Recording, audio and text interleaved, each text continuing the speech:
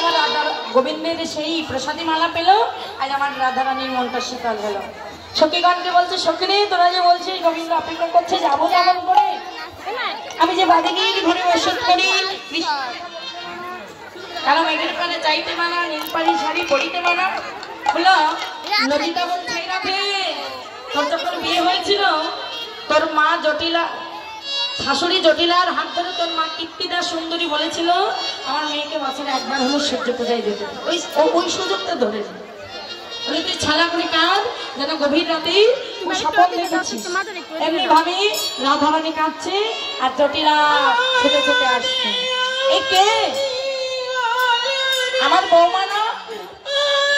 ও বৌমা, কি হয়েছে? ও ওই কুটিনা মেয়ে কিছু বলেছে বুঝি? না না না, ননদিনী আমায় কিছু বলেনি। তাহলে আমার আয়ান কিছু বলেছে? না আমার না, উনি আমায় কিছু বলেনি। আরে কাঁদছিস কেন রে?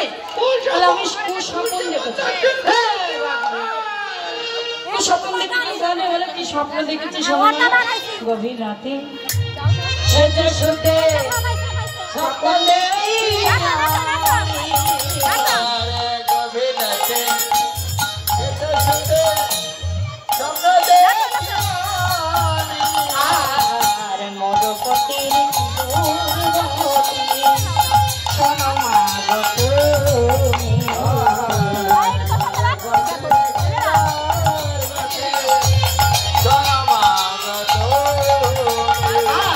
শত্রু আসি কাঠানে বসি কাভি কইল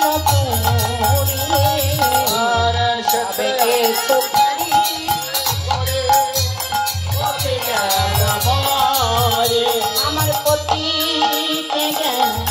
লোগমারি বলো এখন আমি এই আস্তে আস্তে আস্তে এই তোমার প্রতিমানে তো আমার ছেলে আয়ান। হ্যাঁ মানে হ্যাঁ, সাথে কি আমি কাঁদছি? কি দেখলি? বলে দেখলাম শরীরে এসে সমস্ত গাভী বসছে পেরে নেড়ে আমার পতিকে মেরে গেল। বলো মা বলো এখন আমি কি করবো?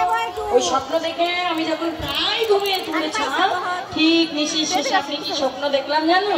সূর্য দেবাম করলে পূজা সকল বিপদ